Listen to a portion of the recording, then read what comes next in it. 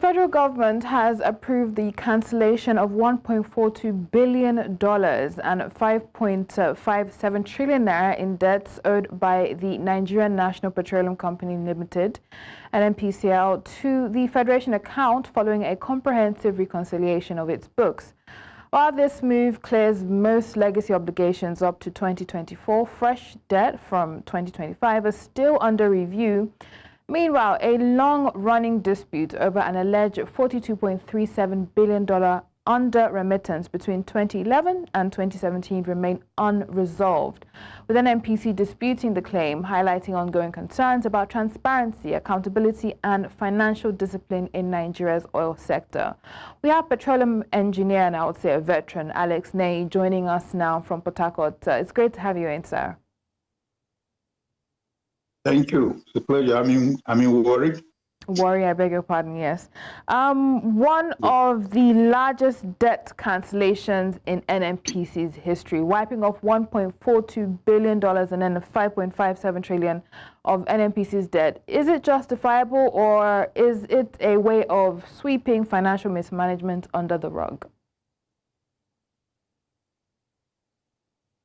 Well, I think the government and NNPC should know that Nigerians are no fools. We are no fools. About a year plus ago, NNPC declared that they made their profit. Where is the profit? How can a company that declared that profit now turn around to be owing?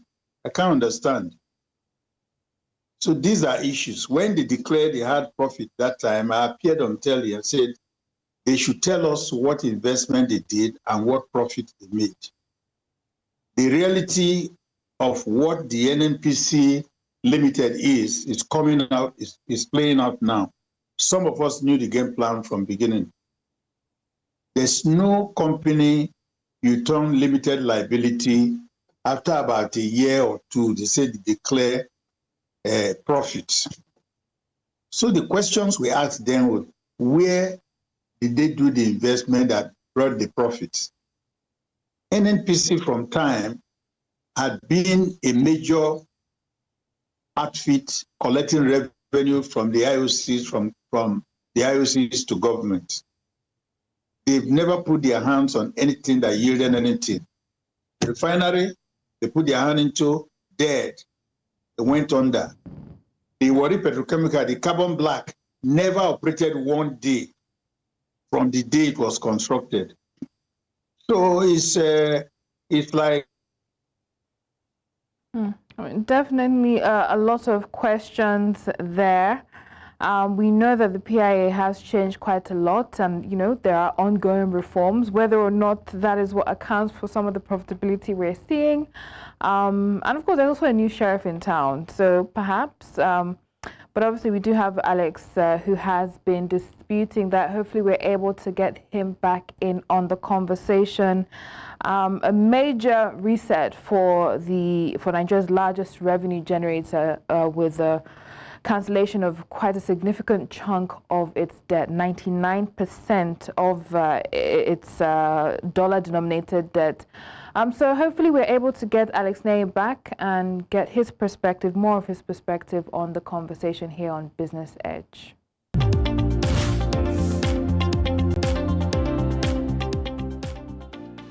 A major fiscal reset for Nigeria's largest revenue generator. 99% of its dollar-denominated debt cancelled, and about 88% of its naira-denominated liabilities also cancelled by the federal government.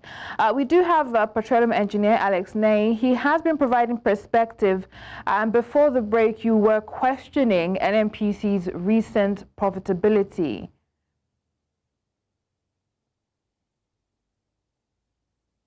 Yes, like I said, if a company said they have profit 1 year ago, then come today, they are saying they are owing the amount of money we are seeing. Something is wrong. They should stop deceiving Nigerians.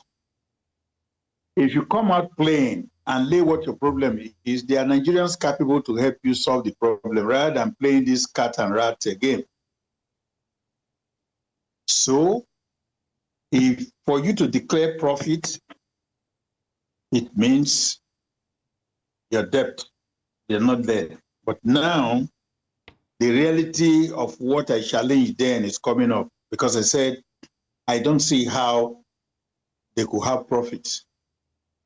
They are conduit to collect revenue from the IOCs to government, which by induction now, that's partly what NAPIMS and the rest of them are doing.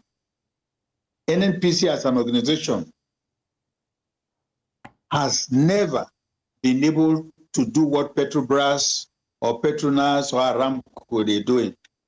It's just a permanent conduit to take Nigerian money away. So if we have a regulatory body to regulate, another body to collect revenue from the IOCs, let NNPC be an independent company, a limited liability, then let them run and tell us they have profit. And I said it then that this is just a hoax to say that they have profit. Now the reality is here. Let us go back to the drawing board. How did they come up with the profit they said they generated before? And how did they end up with the debt we are talking about now? 5.57 trillion naira and $1.42 billion. How? They should explain to Nigerians. If they have a unique problem, the government, you don't have to look at anybody. Those people have the competency, you draft them to sit down and face the challenges and help you solve the problem. That's what is done in other places. You don't care whether the person is this oil company or an independent consultant or a particular political party. No, this is a national problem. So the government should go and pick people that can help them go through this, because all the investigation and whatever they are doing, most of the people, almost 50% of the people in those outfits, they are not knowledgeable to understand the dynamics of the industry, to do a due diligence to come up with results that anybody can beat their chest about. So I'm appealing to the government, irrespective of political affiliation, irrespective of organizational affiliation, pick people all over the country. They are Nigerians. Assemble them and say, look, this is the challenge we have. How do we go about it? And let's do it once and for all. What we are doing is a yo-yo game. This one come, we cover up for this, oh, this has been cancelled, and that's how we've been doing all along with all the corrupt practices. Get people, Nigerians, to just, Mr. Man, join us, this one come, from anywhere, put them together. We'll solve this problem. This is just, it's like Humpty-Dumpty game we are playing. There are Nigerians who are competent. You can assemble as a government. They are Nigerians. Come and give us this service for this period. This is what we want to do. They come in there, help you, clean the books, and get everything streamlined. Then, what we are doing now, we're just going up and down.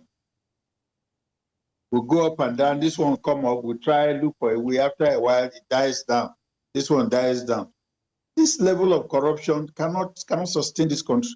But I will advise the federal government, take the pains now, look for competent Nigerians that are knowledgeable. It's not by friends. You pick friends to put in a board or put them in a committee or whatever. Everybody have their competencies. Nigerians are capable of handling this problem. It's just the selection process of picking people. And in most cases, you pick ignorant people to be investigating issues like this. How will you get to the root? Because they are sitting down there, they are being paid. So you pick your cronies to sit around, and at the end of the day, they turn out a report which does not reflect the realities. All right. So from what looking expansively at what you're saying, and specifically the profit that NNPC has declared in November 2024, NNPC Ltd announced its financial performance for full year ended 2024. Profit after tax at 5.4 trillion on revenue of 55.1 trillion naira. What I decipher from what you're saying is that it doesn't add up that a profit-making entity should have its debts cancelled like this by the federal government. And of course, that calls to question the issue of transparency. Looking at the shift in leadership, we know that now the NNPC is being led by Julari.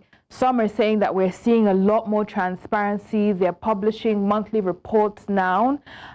Is that what we need to see? Is that the beginning of a new era?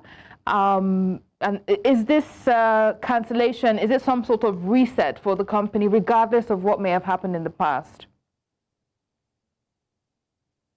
Well, with Julari there, with his background, there's a limit to which things could be hidden. Because it's a pure industry person. I know him as a young engineer and all that. So there are a lot of things that will come out. I feel sorry for him because he's in a den where you have all kinds of people around him, and they have their ways of doing things. If you decide to use the normal industry standards to work, he's going to step on several feet. And I think he will be trying to see how he can manage the situation. But a dead man is a dead man. You're sick, you can hide sickness. When you are dead, you're dead. They will see you dead. So he has an uphill task there confronting him. I'm not surprised that these debts, they are coming out, because that's why I referred you back to December 2024 declaration of profit. And I challenged it on television that it is wrong. They are not telling Nigerians the truth. So the truth is now here. And somebody on the seat now will throw the truth out the way it is. So where do you go from here? As long as he's there and a lot of these old staff are around doing what they do best, he's going to have a serious problem to straighten that place. He should be given a free hand to employ consultants and experienced people to help him out. Some of those hands there, they are all part of the in-depth problem. So they will try to hide under any form. I'm sure he's well aware of the task he has ahead of him, and hopefully we see him able to weather that, would I say, a storm. But thank you so much for your perspective and your time on the show today. Alex Neyin, petroleum engineer, joining us from Warri. Thank you. Thank you.